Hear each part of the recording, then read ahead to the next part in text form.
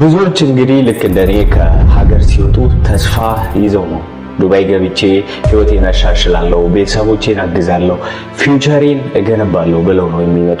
እኔ ለመጀመሪያ ጊዜ ዱባይ ስመጣ በጣም ኤክሳይትድ ነበርኩኝ። ቡርጅ ከሊፋን ለመጀመሪያ ጊዜ በአይኔ ሳይ፣ እንዲሁም ደግሞ ሰፋፊ መንገዶችን ሳይ፣ መዝናኛ ቦታዎችን፣ ሌክዠሪ መኪኖችን ሳይ ሁሉ ነገር ሙቪ ነበር የሚመስለው። ግን ትክክለኛ ህይወት ላይ ስትገባ ሁሉ ነገር ቀስ በቀስ እየተቀያየረ ይመጣል። ቤት ኪራይ መክፈል አለብህ፣ ምግብ ሰርተህ መብላት መቻል አለብህ። 13 ሰዓት ኦንላይን ሆነ ኦርደር ተዚህ ተቀበለ ከስተመር ጋር ማድረስ መቻል አለብህ። ኃላፊነት ይመጣል ማለት ነው። ያኔ ነው ሃርድ ወርክ ማለት ምን እንደሆነ የሚገባ። አንድ ዴሊቨሪ ራይደር እንግዲህ ጠዋት አላርም ይቀሰቅሰዋል። አላርሙ ሲቀሰቅሰው ጠዋት ትላንትና የሰራው 13 ሰዓት አለ። በጣም ታየርድ ይሆናል ማለት ነው ሰውነቱ። እንደምንም ብሎ ይነሳል፣ ስልኩን ያያል፣ አፕሊኬሽን ይከፍታል፣ ሺፍቱን ቼክ ያደርጋል፣ ሄልሜቱን ለብሶ ሞተር ስታርት አድርጎ ወደ ዞኑ ይገባል ማለት ነው። ጧት እንግዲህ አንዳንዴ ዌዘሩ አሪፍ ነው፣ እንደዚያውም ደግሞ ፀሐይ መውጣት ሲጀምር ሙቀቱ ቀስ እያለ በጣም እየጨመረ ይመጣል ማለት ነው። ዞኑ ይገባል። ከዛ ሺፍቱን ስታርት ያደርጋል። ስታርት ካደረገ በኋላ ኦርደር እዛ አካባቢ ካለ ሬስቶራንት ይገባለታል። ኦርደሩ ከገባለት በኋላ ይሄ ልጅ ወደዛ ሬስቶራንት ይሄዳል።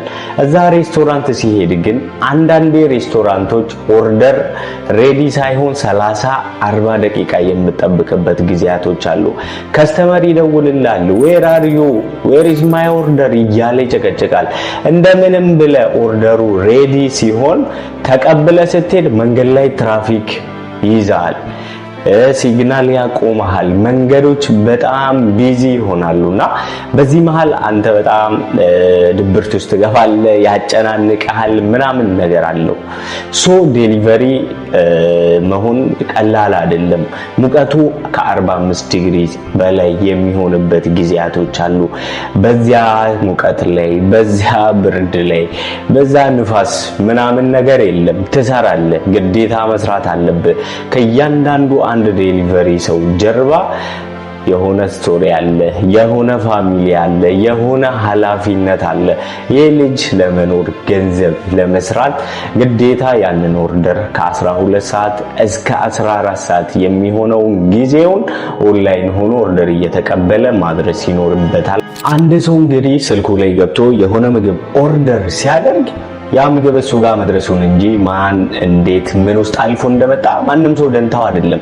ግን ያ ራይደር ምን አይነት ሁኔታ ውስጥ አልፎ እንደመጣ እሱ ብቻ ነው የሚያውቀው። እንደነገርኳችሁ ሙቀት አለ፣ ትራፊክ መብራት አለ፣ እንደዚሁም የመንገድ መጨናነቆች አሉና ሰዓትክ ይሄድብሃል በዚህ መሃል ማለት ነው። እንደዛ እየሄድክ ደግሞ አንዳንዴ አክሲደንት ይፈጠራል፣ ሞተርክ ይሰበራል። አላህ ይጠብቀን፣ እኛም ልንሰበር እንችላለን። እንደዚያም ሆኖ ግን ስራ አይቆምም። ስራህን መቀጠል አለብን። ቢኮዝ ላይፍ ስቶፕ ስለማትል አንዳንዴ ምግብ በትክክል የማንበላበት ጊዜ አለ። ጧት ወይ ረፍደ ምናምን እዛ ዞን ለመግባት ትሄዳለህ። እዛ እንደደረስክ ኦርደር ይገባላል። ኦርደሩን አድርሰ እዛ እንዳወረድክ ሌላ ኦርደር ሲገባለ እንደዛ እያልክ ሰዓቱ ይሄድባልና አንዳንዴ ምግቡላ በትክክል የማንበላበት ጊዜ አለ። ሀገር ያለ ሰው እንግዲህ ዱባይ ላይ ገንዘብ በቀላሉ የሚገኝ ይመስሏል። ኖ እንደዛ አይደለም። ቀኑን ሙሉ ፀሐይ ውስጥ ለቀኑን ሙሉ ፈግተ በተለይ ዴሊቨሪ ላይ 12-13 ሰዓት ኦንላይን ሆነ በዛ ፀሐይ እየሰራ ነው ገንዘብ የምታገኘው። አንዳንዴ ጥሩ ኦርደር ልታገኝ ትችላለህ፣ አንዳንዴ ደግሞ ዝቅ ያለ ኦርደርም ልታገኝ ትችላለህና ገንዘብ የሚገኘው ወርክ ሃርደር ስትሆን ብቻ ነው።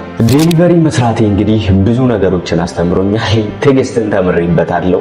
መታገስ አለብህ፣ ግዴታ ነው። ትታገሳለህ። ምንም አታመጣትም ካልታገስክ ማለት ነው። ዲሲፕሊን ትማርበታለህ። ታይም ማኔጅመንት 12-13 ሰዓት ሞተር ላይ ሆኜ ስራዬን እየሰሩኝ ከዚያ መጥቼ ቪዲዮን ቀርጻለሁ ማለት ነው። ውጪ ላይም ሌላ ጉዳይ ካለኝ ከስራዬ ጋር ሳይጋጭብኝ እንዴት መስራት እንዳለብኝ በትክክል ተምሬበታለሁ። ከሁሉ በላይ ግን እንደተማርኩበት ታውቃለህ፣ ሰክሰስ ምንም አይነት ሾርት ከት እንደሌለው ስቴፕ ባይ ስቴፕ እንደሚገነባ ሰውን ዘርፈ ከምታመጣው ሰክሰስ ከመክሰስ ውጪ ነው። ሃርድ ወርከር ሆነ ነው መስራት ያለብህ። እንግዲህ ከኢትዮጵያ ወደ ዱባይ ለመምጣት የምታስቡ ሰዎች አንድ መልእክት ልስጣችሁ። ዱባይ እንደምታስቡት አይነት ከተማ አይደለችም። ውጫዊዋን እንደምናየው አይነት ሀገር አይደለችም። በጣም ብዙ እሽት ያለበት፣ በጣም ብዙ እንግልት ያለበት ሀገር ናት።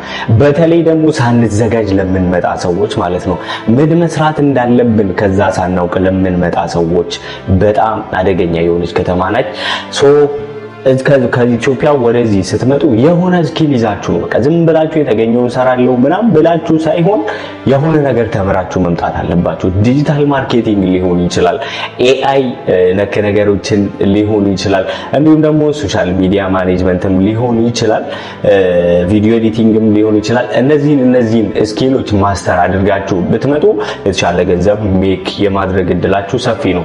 ሳትዘጋጁ ከመጣችሁ በጣም ነው የምትታሹት። ባልመጣው ትሉ ሁላ ድረስ ማለት ነው። እዚህ ያለን ሰዎች ደግሞ አንዴ መተናል፣ እየሰራን ነው። አሁን ባለንበት ማማረር ሳይሆን እንዴት ከዚህ ካለንበት ወደ ላይ ከፍ ማለት እንደምንችል ማሰብ ይኖርብናል። ለዚህም ደግሞ አሁን ባለንበት ስራ ላይ አዳዲስ ክህሎቶችን ብንማር በጣም ለተሻለ ነገያችን ጥሩ ይሆናል ማለት ነው። የዛሬው ቪዲዮ እንግዲህ እንደወደዳችሁት አልጠራጠርም። ቪዲዮን ላይክ፣ ሰብስክራይብ ማድረጋችሁን አትርሱ። በቀጣይ ደግሞ በምን አይነት ርዕስ ይዤላችሁ እንደመጣ ትፈልጋላችሁ? ኮሜንት ስር አሳውቁኝ።